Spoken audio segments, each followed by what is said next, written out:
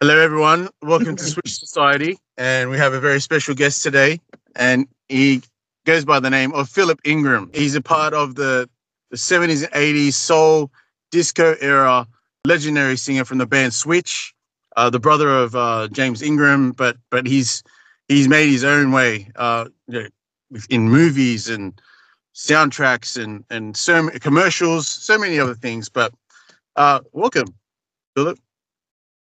Hey man, how you doing? G'day. So we're just going to talk briefly about basketball because obviously you have an interest in basketball yourself. You used to play. Uh, hmm what was the situation? Because you were going to play more, right? Before the band, before Switch became big, right? So tell us that story. Well, actually, I loved basketball. I loved basketball a lot. So, as a child, we played it, at the park and stuff. So when I got in junior high, I was part of Goodyear Junior High. I was part of the basketball team. And I was like the sixth man. I didn't start every game, but I started some games, but I was always the first one off the bench. So I was kind of like a Michael Cooper was with the Lakers, that type of thing. Started a few games, not all. But so in seventh grade, I'm 13 years old. No, I'm seventh grade, I'm 12. Yeah. So then I'm 13, in eighth grade, I'm still part of the basketball team. Ninth grade is where it changed. I'm 14. I got my first band. And in junior high, all the games were on Tuesdays and Thursdays. Matter of fact, I just remember the story. Um, when I was in eighth grade, I'm 13 years old, and we played West Junior High, and it was in the afternoon. And they had the cutest girls in the city. It was kind of like the richer side of town. And so I was number 42, and we lost, right? So I'm like, okay, what is we losing got to do with me getting this girl's telephone number? And so they were like, number 42. And so I was going over and they were pushing me, don't be talking to her. I'm like, what's she got to do with it? So anyway, they didn't want me going over there because we lost. I'm like, so anyway, I just remembered that story going to Perkins High School. But anyway, so um, junior high school. So anyway, the next year was I was 14, got my first band. Now our band's shows was on Fridays and Saturdays, sometimes Sundays. And we were doing playing almost every weekend. So I was still able to balance basketball with junior high school. Then 10th grade, I'm going to East High School, and the coach asked me, and I literally made my decision when he asked me, he said, "So Ingram, you going out for basketball this year?" And I looked, I said, no, I don't think so. Because I said, I'm already doing music, and I said, it's going to conflict because their basketball games was on Saturdays. And I was already playing on Fridays and Saturdays. And I literally made my decision. I was 15 years old. And I said, you know, and like I said, I didn't start every game, but, I played a lot of games, started a lot of games, but I knew that I wanted to do music more so than I wanted to do basketball. But I continued playing basketball. Matter of fact, when Switch got big, I did some celebrity basketball games. It was me, Marvin Gaye, um, Jip McAllister. He played Muhammad Ali in the Muhammad Ali film. Movie actors, and oh, there was a guy named Watkins who used to promote these celebrity basketball games, and he would have different people that were hot at the time. And so I did a bunch of those, you know, like a fundraiser. So it's been stuff like that. So I played quite a bit. We had a bunch of parks nearby. So we still, we played quite a bit for years. And I'm gonna tell you one time that it was me and James was playing, and James had just gotten big, and we had to be careful because he was shooting a TV show the very next day and busted his lip, and just once was out, and it's like, oh man, we felt all bad. So he was like, and he had to do this TV show. So I'm trying to grab. In essence, he took the mic. I'm just gonna grab my glasses, right? Usually he had a mic down here. He had the mic up like this to block. The swelling is I did my best, but I guess my best. You know what I mean? Got a busted lip. So we had to be careful because one time I jammed this finger, you know what I mean? And I'm playing the keyboards. I'm like, so I had to be like, you know what? If I got a show or something coming, maybe it's a good time to play ball. You know what I mean? So, but still played over the years quite a bit. We, matter of fact, actually, before I got to Truth, it was we played every Monday night, 6 p.m. to 10, every Monday night. Me and Zane Giles, we were doing, they faint, how you do full court. And if you win it, you stayed on the court for, you could be on the court 3, 4 games, right? So, but yeah, I played a lot of ball. And then, but as Switch got bigger and saw what happened with James and the fact that I jammed my finger, I said, I have to be careful. You know what I mean? Because this is my career. This is fun at this point, but I still love it. And, every once in a while we play, but not like I used to. But I played all the time. So I'll say from 7th grade on up to, still now. Matter of fact, when Switch got signed, Jermaine and Jackie, they played a lot of basketball. So Jermaine would call me and tell him to meet him at this high school. And so we would play like on Saturday mornings. So that was cool too. Got to play with him, But Jackie, he was real involved in sports. So I'm new to the whole Motown scene, and I'm playing ball with Jermaine Jackson and Jackie Jackson. I'm like, that's so cool. I'm 18 years old, but that was fun. Yeah. But yeah, that was my basketball time. But I made my decision at 15, only because it clashed with the shows. And I'm like, yeah, I know I want to do this. Yeah. So, and you were saying about, okay, you haven't really met Magic Johnson, but he sort of is familiar with your music. Well, it was a lot of people. It's funny that we run into people that, it's we never knew the impact we had, but I'll be doing these sessions and stuff, and people are like, oh man, I'm a huge Switch fan. But it was a buddy of mine that knew Magic. He said, man, Magic is, I said, really? He said, oh man, he loves Switch. And so I never met him, never got to work with him. But, it's like recently we did a show in Hollywood. You remember the TV show Martin? And then it's The Neighborhood. Tashina Arnold, he's, she's on The Neighborhood. She's Cedric, his wife. Anyway, huge star. He was a huge Switch fan. Her and what's her name? Tisha Campbell. They were at the show. So you see these people that watch their stuff and to know that they were Switch fans. And it was the same with we meet Snoop Dogg. He has an Instagram. One day he just posted. A lot of people reached out to me. He just posted us doing I Want to Be Closer on Don Kirshner's rock concert. He just posted it. He didn't say a word. And all these people were just commenting about Switch.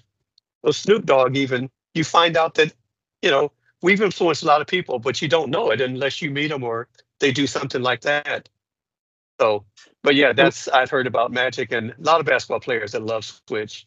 Matter of fact, Dwight Howard, I did some work with him, and he was a Switch fan as well. So Amazing. Yep. I mean, even just talking about the music. So, I mean, the influence of Switch, right? I mean, just for a little bit. I mean, you've been sampled by like De La Soul, Erykah Badu, Neo, Tupac. Is that true? Was that after he died, or I don't think it was Tupac. I do there's know. a Tupac after he passed away. Yeah. Oh, really? I didn't know that. I didn't know that. Yeah. Okay. I mean, but yeah, they a lot of them have they've kept us. They literally kept us out there. You know what I mean, our stuff, and I was trying to think of it. There's a record called "Throw Some D's on It," and that was part of "I Call Your Name" that they did. You know what I mean, so yeah, a lot of people sampled our stuff. Yeah. Matter of fact, Boyz II Men did a remake of "They'll Never Be." Oh. Yeah, and I met what's his name? Stockton. Sean. I met him one. Yeah.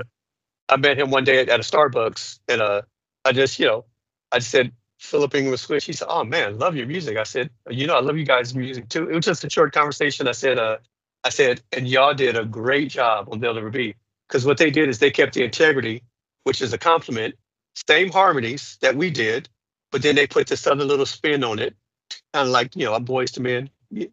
Pull it up. They did a good job, and I just said, man, just great meeting you. He said, man, you too, keep up, because so what's nice for us is to know that we had an impact on people like that. And, Mm, they admired, and that's how they got their start. So mm. that was nice. But yeah, I've run into that quite a bit over the years with different people. Because even the girl group, SWV, they did a remake of They'll Never Be as well. Huh? Oh, Yeah. it's classic. It just shows the influence is just it's come through even to our day, and the appreciation of Switch and what you guys created back then. Even though you guys only Yep. have like five albums, like 5 albums. Yeah.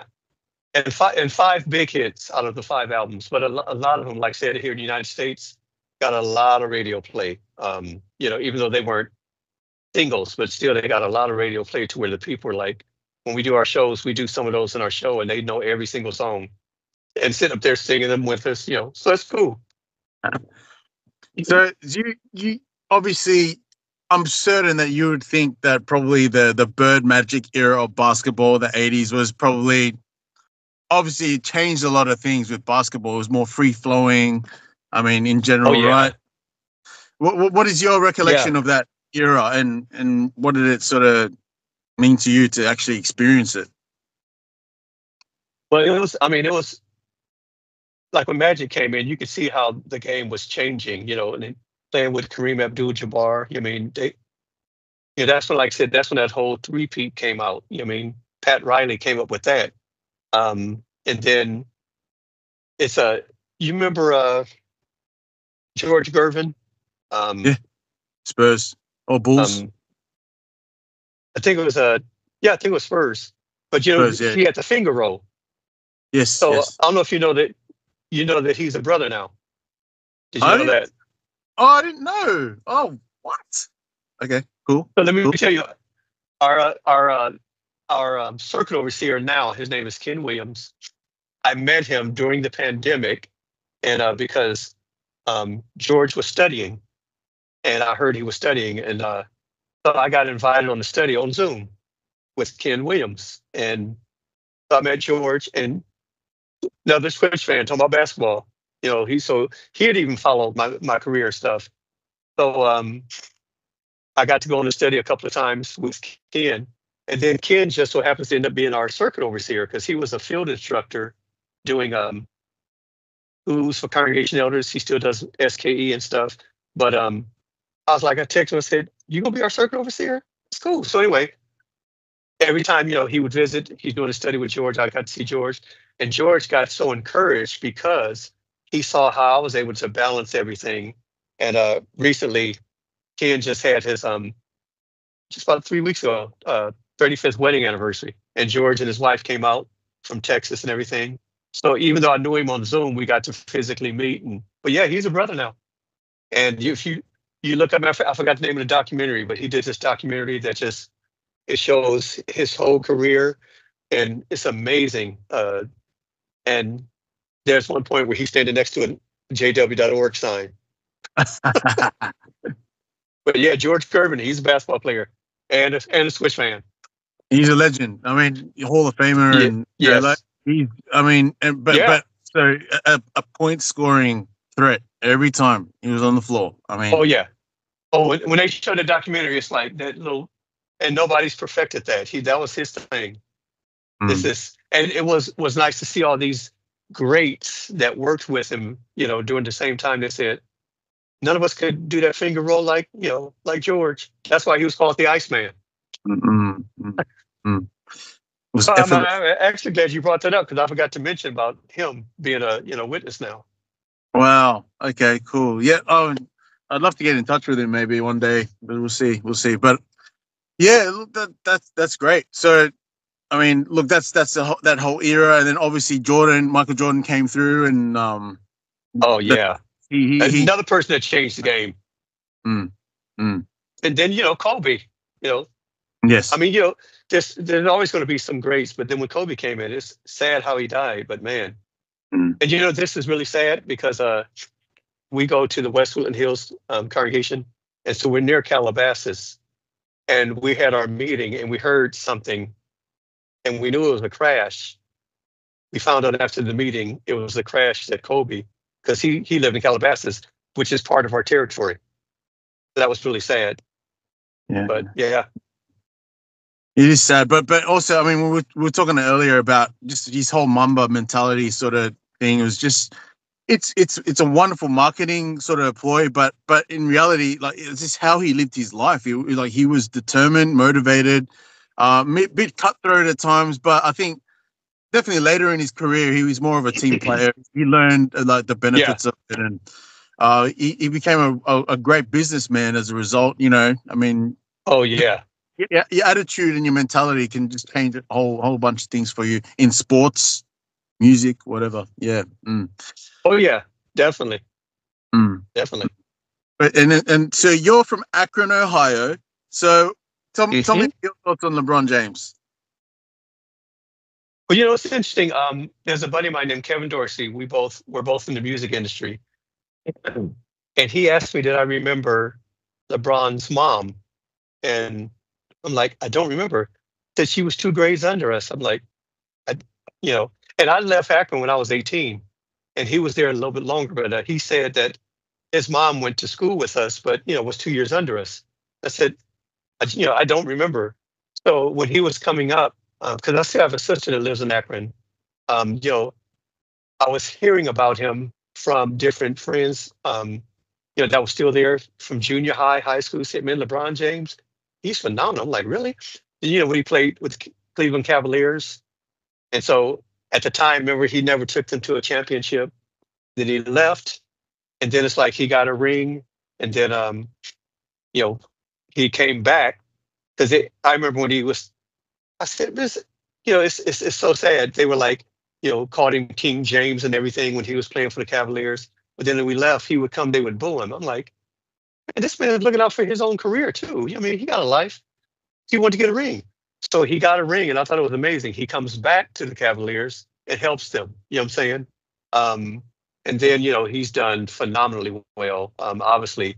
But yeah, I've never met him, um, never worked with him, but I know he's done a lot for Akron. He's he's now like, because he's made so much money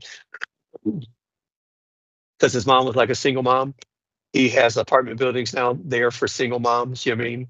It's just he's done a lot for the city of Akron, even though he lives out here in the Los Angeles area as well. But I've never met him, but yeah, he was. He's got. I heard about him when he was in junior high school. All Hey, right. what? I'm sorry. Oh no, sorry. I just he's I promise school as well for kids. Uh, yeah, he began a school there to pay for the tuition for children, underprivileged children, Oh, in Akron as well. exactly. Yeah, Mm. yeah. No, he's done a lot. So he's been, um, one of the first ones. Like I told you, was me, my brother James. Howard Hewitt, Eddie Fluella. We all came from Akron. Made a name, and then from the um, basketball side, I mean sports side, was him. There's a few others, but yeah, that was really nice. He's definitely done a lot for the city of Akron. Because like I said, I've been gone since '77 from Akron, Ohio, but I still have a sister that lives there. Nieces and nephews and some other relatives, but um, I've been basically, I'm California was because I left my parents' home, and my first home for myself was out here in California. So, but still Akron, I was definitely born and raised and had a lot of good times. Mm. Yeah, so you wouldn't be playing basketball in Akron in the winter season, right? Well, yeah, we had it, man. Actually, we did. But not outside. We had remember back then the Akron was known for the rubber capital of the world. We had Goodyear, Goodrich, Mohawk, Firestone, all these, rubber factories there. Goodyear had a gymnasium. The Goodyear Metropolitan had this gymnasium that they allowed. I was in a little league. They allowed us to play there and scrimmage games and everything. So yeah, on Mondays, Wednesday nights, we would go up to Goodyear Metropolitan in the snow, but we'd be playing ball inside. So yeah, we did, and we had to be careful because you could sweat so much, and go outside and get sick. So what you had to do is kind of cool yourself down. You know what I mean? Then get dressed up because it wasn't too far from our house. Maybe about a mile. And our buddies, we'd walk up there and in the snow. But yeah, you have to be careful because you be sweating, and then next thing you know, it's like don't go outside right away. Allow yourself to cool down. You know what I mean? And then put your stuff on and then go back out. But no, we played a lot in the winter. But inside, yeah, we had. Matter of fact, our high school graduation was at Goodyear Metropolitan in their theater portion. So, but yeah, the gymnasium, we played there all the time. I was even in a little league there before I went to junior high school. So fun times, seriously. Mm. That's great. So I'm sure playing basketball in California is probably like, you can play outdoor, indoor, whenever you want, basically. Exactly. Now here's interesting. I forgot about this story.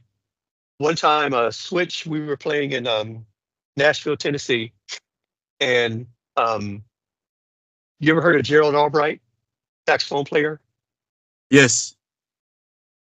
Gerald, he was one of our horn players, before he was a solo artist. So Gerald,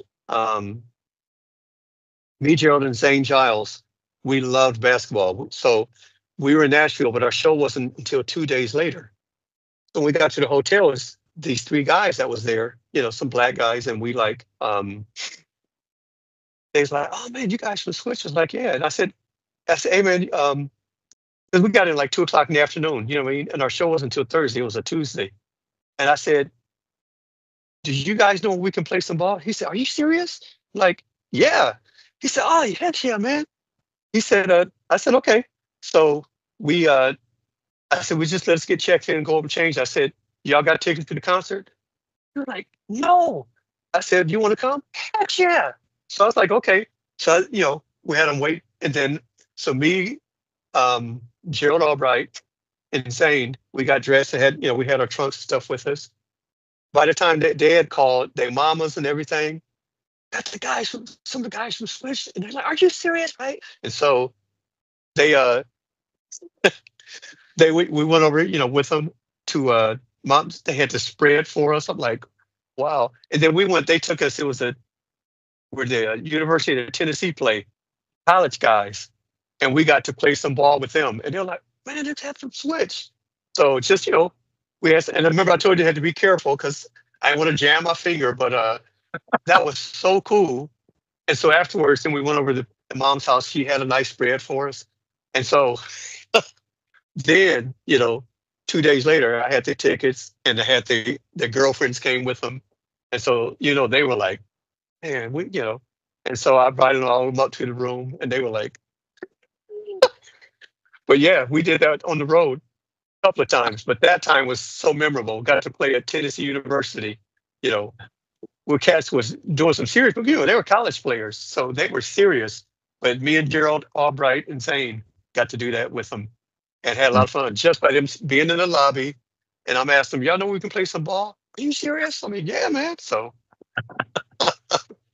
But that's the thing. But college ball over there is a whole other level to Australia, for example. yeah. It's like it's almost like another professional. It's a professional. It's almost professional. I mean, you can call it that. I mean, Yeah. TV coverage. Well, now these days endorsements. Yeah. But see, even some of the guys remember from high school, some went from there to pros. You know what I mean? So you got these guys in college, they might do 2 years and then go to pros. I mean, so it's definitely different. Mm-hmm. But yeah, that's the stuff we grew up with. Cool. I forgot all about that story too just now when you mentioned that about the Tennessee University. I was like, oh yeah. So you did some work with Dwight Howard? Yeah, this is interesting. He he let me say it like this. He was doing an album, believe it or not. And so, yeah, it's not that he was the best singer. So a guy named Dorian Holly called me because he was slated to do it. He wasn't able to do it. And me and Dorian worked on a lot of records and stuff. And he, Dorian MJ on his tours, didn't he? Dorian? yeah, Dorian, Kevin Dorsey, the guy I mentioned, and also Daryl Finson. We all did a bunch. We all did a lot of stuff together. But yeah, so that's the one. So Dorian and I, we did a lot of stuff together, and he called me. So what it was, Dwight needed some coaching on his vocals. So like he was doing some remakes of some songs. So I sang them down, got paid for them, but sang it simply, not the way I would sing a Phillip Ingram record. You know what I mean? But basics. And that would be a guide for him to sing. And so I met him, him and his buddies. But yeah, so I worked on the Dwight Howard record. I don't know how well it did, but and the guy that was producing them. But yeah, Dorian called me for that, and that's how I did that. That's how I got hooked up with Dwight. So basketball player, sometimes when you're famous, you can maximize on other things. So he did an album, but it didn't do much. So no, I didn't even know he released an album, to be honest. I mean, how much coverage? I didn't see any sort of like advertising or anything about it. So how long ago was it? Was it recently? This was over a decade ago. Okay. Yeah. It was a long while ago, yeah. Way before the pandemic. But yeah, I'm just saying, but still I worked with him. You know what I mean? And he was tall guy, but yeah. But only the ones I know, like I said, George Gervin. I've run into different ones over the years. Different ones might come to a show. You find out that they're Switch fans and stuff. It's like, oh, that's so cool. So, but if you sell millions of records, you obviously don't know everybody. You know what I mean? But that was nice to see. Like I said, even the show we did to see Tanisha Arnold and Tisha Campbell, because I've been following them for years in different shows. And they're Switch fans. I've heard of that name, Tisha Campbell. Well, you've definitely seen them. You've definitely seen them. But so I'm just saying, and we'll be playing places, and it's like, oh, that's cool. Especially out, California, you run into a lot of people that's in the industry that are Switch fans. Yep, that's great. All right, Phillip. Look, thanks for your time. I really appreciate it. It's just cool to see your sort of basketball that you love, and you used to play, and Dwight Howard's album, and which no one's ever seen. But right. Is there a copy? Maybe it's on YouTube or something. I don't know. I'd like to hear it. I never got you. Here, let me see. I never got a copy of it. Let me just see something.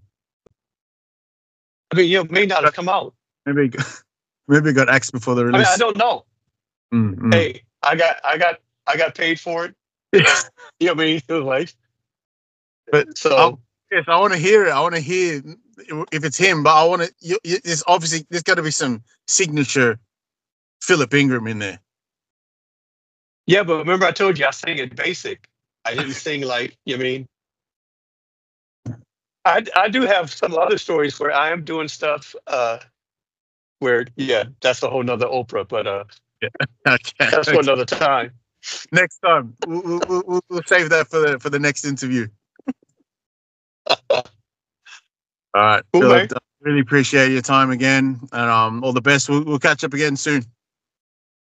All right. Thanks a lot. Good meeting you. Take care. Bye-bye.